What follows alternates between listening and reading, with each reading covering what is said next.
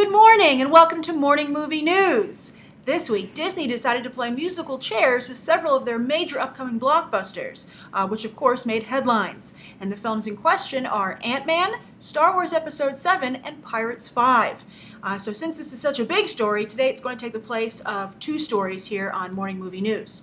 So let's start out with Ant-Man, because that's what started all of this. The first headline to come out was that Ant-Man is being moved from November 2015 to summer 2015, I believe late July. And the rumor is that's because Star Wars Episode 7 won't be ready for the summer for 2015, so that's going to get the November probably release date, the holiday release date. Which is interesting because you're already starting to see, forget summer 2015 cannibalizing itself, Disney is already beginning to cannibalize itself as it tries to balance all of the major franchises that it has, as you're seeing here.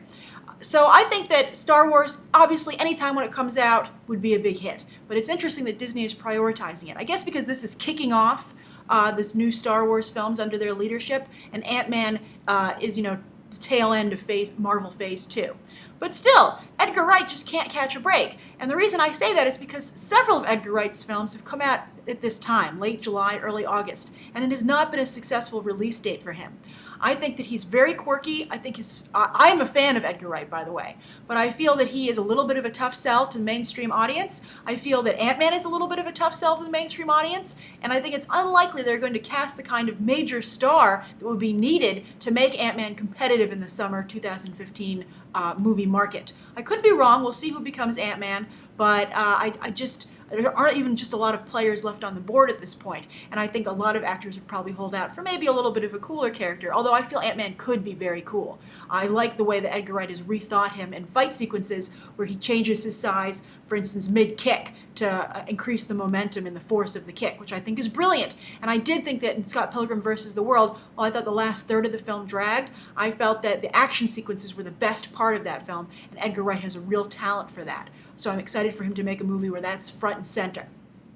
But, late July, I feel that not even from Edgar Wright's point of view, I feel that in summer in general, that's just a tough time. I think that audience interest starts to wane. We saw a lot of films at the end of 2013 not do well when they came out towards the end. Notably Kick-Ass 2, another tough sell. Really did not, it came out in the spring previously, the first Kick-Ass, and maybe spring would have been a better time for Ant-Man to come out, get a jump on the summer movie season, kind of ease people into it. But I'm concerned for Ant-Man. I think that it's going to be a tough sell for that film. Star Wars Episode 7, J.J. Abrams already behind schedule. What the hell, J.J.? Not a good way to start, but I'm glad they're taking their time. I guess that's something we can take from this. It's nice that Disney is somewhat concerned about quality. They said summer 2015, but don't rush Star Wars Episode 7. If it's not ready, let's hold on, have it come out as a nice Christmas present to everybody. No one can argue with that. So that's my feeling on Star Wars Episode 7. It's still so hush-hush that really isn't a lot to say, but a lot of details are coming out about Pirates 5. And this is largely thanks to Bleeding Cool. Think About the Ink is affiliated with that website, and their film reporter did some nice research on it, so I wanted to share his findings. Basically, it's going to be called Pirates, Dead Men Tell No Tales. Obviously, that's the famous line from the ride. I think that's great. So as far as the release date goes with this film, it's going to be pushed to 2016. And not just because 2015 is too crowded, and I think that probably Disney's publicity department is going to be pushed to the breaking point anyway, but also refreshingly because they just don't think the script is going to be ready in time. And so I applaud that. I think that's wonderful. I didn't like Pirates 2. I thought Pirates 1 was good. I thought Pirates 2 was not so good. 3 I enjoyed, although I know a lot of people didn't like it. And I really liked 4. I feel that it was a great new reset button almost for the franchise with 4, and so I'm very excited for 5. So basically the story points is that this time they're going to involve witches, which I think is very cool. I was a little disappointed to hear that there's going to be a new female lead. Not so much because I don't like new female characters, but because I really liked Penelope Cruz in Stranger Tides. I thought she was great. So I'm sad to see that she might not be returning, at least not in full. But this character sounds a little bit like Rachel Weisz's character from The Mummy to me, and that she's suspected of being a witch, but she's actually a scientist. So we've been talking a lot about magic versus science there. I think could guess that I'm happy that this is the magic to science route. This sounds like an interesting character. I'm always in favor of that. And so she's also going to have some romantic tension with Jack Sparrow. Who doesn't have romantic tension with Jack Sparrow?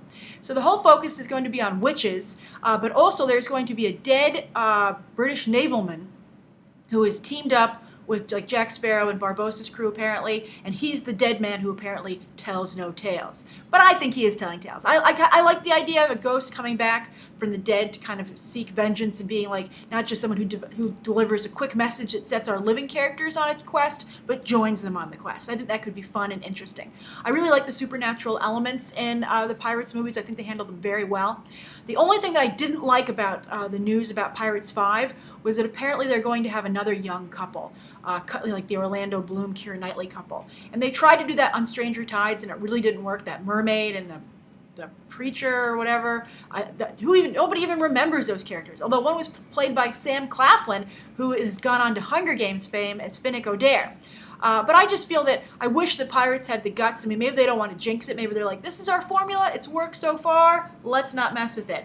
But I personally feel nobody cares about these secondary lovebirds. Everybody just is there for Jack Sparrow, Barbossa, and these other wacky characters. So I'm very excited for Pirates 5. I'll wait till 2016 if it means a more solid story and a better script. So that's the first mega news story of the day. What do you think of that? What do you think of the change of release dates? Does it make you nervous? Does it make you feel better that Disney is concerned about quality over scheduling? And do you think that Ant-Man has any hope? Because it's a small movie, just like Ant-Man, but Hank Pym has proven that he can hold his own against juggernauts on the battlefield, I guess, but do you think he can do so in the box office? So the third story of the day is this rumor that Katie Sackhoff is going to be Captain Marvel in the new Avengers movie. Now, the story broke. We have to give credit where credit is due to the Schmoes. The Schmoes know Katie Sackhoff, as a friend or acquaintance of theirs. She appears on their podcast regularly, but apparently she was there to promote Riddick, and they asked her about Marvel, and she said, yes, I am taking some meetings there, just like Vin Diesel. That Riddick cast can't keep their mouth shut. And she said it's all about scheduling, and if I'm available early 2014, which we all know is when the Avengers is scheduled to shoot. I still think Elizabeth Banks would be a more interesting, diverse choice for Captain Marvel. I think she has a very different vibe than Scarlett Johansson's Black Widow, whereas I feel, maybe Katie Sackhoff has different facets to her acting persona that I'm unaware of. But so far, she tends to usually play the same kind of character. But you know what? At the same time, she is still a Captain Marvel I'd be happy with. I wouldn't be over the moon, but I wouldn't be at all disappointed either. I think she certainly looks like the new Captain Marvel, the way the new Captain Marvel is being drawn. I think she certainly can handle the action sequences. I think she would be believable there. And I would just be excited to get Carol Danvers into the films. I like Carol Danvers a lot. I think she's a cool character. I think that Marvel still doesn't have a bead on her, how to depict her, really to sell her as a home run. Still, hardly any Marvel female characters are as well developed as their X-Men. So it's a shame that they can't use any of them over in the Marvel Universe because they don't own the film rights to them anymore. But I do have high hopes for Carol Danvers. I want her to fly, though. If Carol Danvers is in this movie, she better be flying. It's pretty much the only cool thing that she does. And a fighter pilot turned flying superhero. Hello, that's an obvious correlation. So if she just has super strength, or maybe they might even just be introducing her as a pilot, and then they've been hinting of maybe a Carol Danvers standalone film.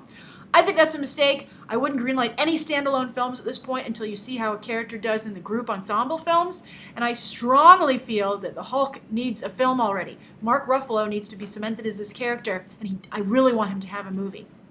But again, Katie Sackhoff, not ideal casting in my opinion, but I certainly would support it. And I think a lot of people would, and I think that she would be a good choice, a solid choice, and I'd be interested to see what she does with the role. Hopefully she doesn't make it the typical butch female character who just says, move over boys, I'll handle this. I hate that. Now I'm sure that somebody in the comment section, because you guys have been loving to, nobody understands what I said about Gravity. I'm trying to explain it. I'm explaining it in the comment section. So it's really frustrating, but I'm sure some people might be like, but Grace, you want Sandra Bullock to be butch, and that's incorrect. There is a huge difference between a butch female character who, says she can do everything better than the guys and is real a smart aleck, and just someone who does their job. And my problem with the Gravity trailer is that Sandra Bullock, a trained astronaut, and I don't care if she's a technician, she still had to be trained to go into space. They don't just send people into space because they're like, well, you're not actually technically an astronaut, so whatever. You get training. So I think that my problem with Sandra Bullock's character is that she does not act professionally, and she's not a good team member. That's the problem. I want to see the same from Captain Marvel. I want to see Captain Marvel be a member of the team, fully functioning. I don't want her to go around and be like, oh, look, I'm the cool woman of the team. Let me have a show-stopping moment where I do a G.I. Jane and prove that I'm better than all the male characters. And that's what I'm concerned about with Scarlet Witch. I don't want Scarlet Witch to pull the same thing. I want any female. That's what I liked about Black Widow. I want female Avengers to just be regular, functioning members of the team, just like all the other guys. All right, so that's the 3 stories of the day. We keep coming back to this Gravity trailer. All right, so the question is from Caitlin Mudgett, and she says, I'm sorry if I mispronounced your last name. She says, Grace, what movies do you love that did terrible at the box office and or got terrible reviews, and why do you love them? For example, I love the movie Stepmom with Julia Roberts and Matthew McConaughey, and that didn't do well at the box office or with critics. Well, stick to your guns, Caitlin. And I have to say, I stick to my guns on 2 films myself. One, I've mentioned numerous times on this channel, is Speed Racer. I love Speed Racer. I think it's brilliant. It's the best depiction of live-action manga I've ever seen. Every time I see that final race where Speed Racer is racing the ghost of his brother, it brings tears to my eyes. The emotional weight of that race with the adrenaline rush is just a perfect storm. I think it's so well depicted. I think it's a really misunderstood film. And I think it deals very well with celebrity culture and family, and I just loved it. I just love it so much, and I think it's such a wonderful, powerful film. But it didn't do well with largely critics or the box office, so it's right up there with Stepmom. And the other film, there are probably a number of films that I feel this way about, but the ones that were on the top of my head were Speed Racer and also Moon. I loved Moon with Sam Rockwell. When that came out at the Tribeca Film Festival, I just happened across it because it was the first year I was covering it, and I went to see it, and I was just blown away. I tried to champion it here on Beyond the Trailer, but that film just had like a lead weight tied to it. It just couldn't get off the ground. I fear that lead weight might have been Sam Rockwell. As much as I love the guy, and I think he's a wonderful actor, he just is box office poison. But it brought us a wonderful director, Duncan Jones, who unfortunately is still to this day as underestimated and underappreciated as his film Moon.